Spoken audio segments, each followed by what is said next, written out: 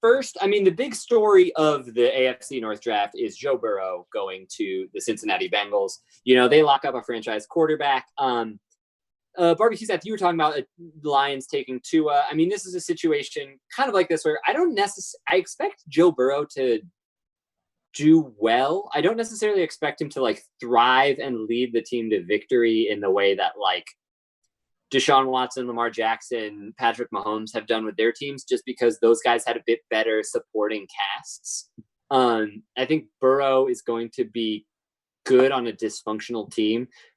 Jury's still out on Zach Taylor. Not sure if he can really do it. But I mean, hopefully, if this team's smart, they're going to design their offense with some of the same things in mind that LSU had to use Joe Burrow's like quick processing to their advantage. He's a guy who can, go from option to option pretty quickly and make some good decisions. And yeah, they split 5 wide receivers out a lot in empty sets in LSU. And Racine saying the QB is the final piece for the team. Seems like it can be really valuable. Like you're saying, absolutely. Like, I think if you're staring down Joe Burrow, you can't say we're not ready to take this guy. You have to take that guy. But if it's a little more of a toss-up, a little bit more question mark, is like, is this the guy? Is this the right team? I mean, you can't really.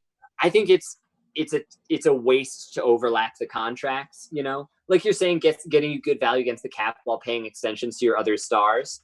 Like that's what the Packers are missing here. Is they draft Jordan Love now? Okay, they're about to waste 2 or 3 years of that rookie deal on Aaron Rodgers being in the house. So, yeah, you're exactly right. Yeah, a lot of NFL teams have been built around teams on rookie deals. Mahomes, Russell. I think Carson Wentz and the Eagles is another one there where they were able to spend some more money on that defense. So, yeah, Joe Burrow going to the Bengals is a good yeah, Goff. Yeah. Yeah, absolutely.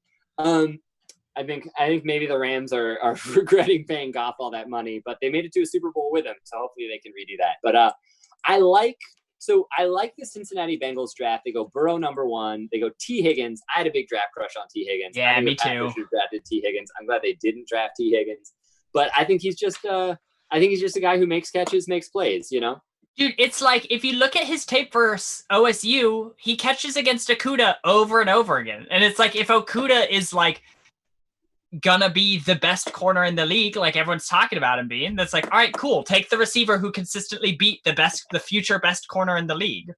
I would rather have a guy like T. Higgins who like makes tough catches than a guy like Brandon Ayuk who like runs away from cornerbacks. Because that's like going to be a lot harder to do in the pros. In any system other than the Niners. I went from an Ayuk hater to an Ayuk believer the second he went to Shanahan. I was like, I guess he'll be great. Well. Yeah.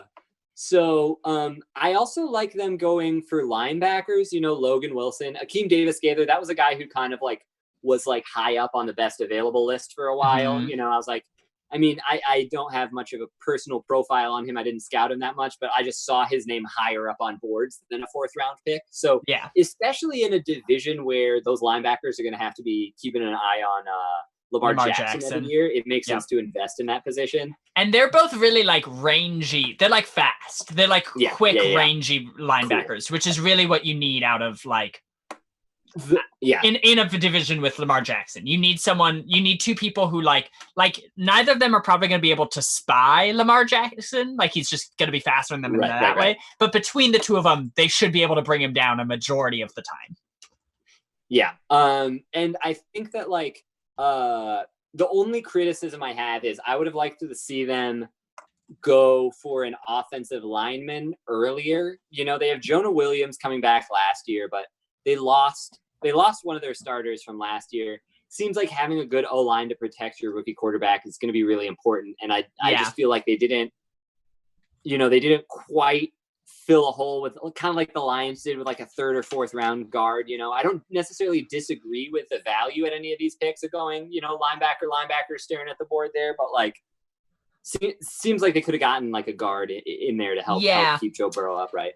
I feel mixed feelings. I think I sort of was thinking that for a minute, but it's like Jonah Williams should be more than a lateral movement from Cordy Glenn. Cordy Glenn played bad for them last year. He didn't just play like, it's not like it's not like he was a good piece they lost. They lost a bad piece. So like hopefully Jonah Williams should like replace him and then some. He should be an improvement upon what they were last year. Yeah. And then it's like they're so bad that like if they didn't have a guard rated higher than whoever they did take, I'm all for who they took. You know what I mean? Like they are a team that should be going best player available. Right. Totally. You guys are starting from a trash fire. Get as many people as you think might be blue chippers on your team as possible. Yeah. So like I totally agree if they, for whatever reason, if they had a guard ranked the same place as Logan Wilson and went Logan Wilson. But if they thought Logan Wilson was the best player, I defer to their judgment. I'm okay with that. Yeah.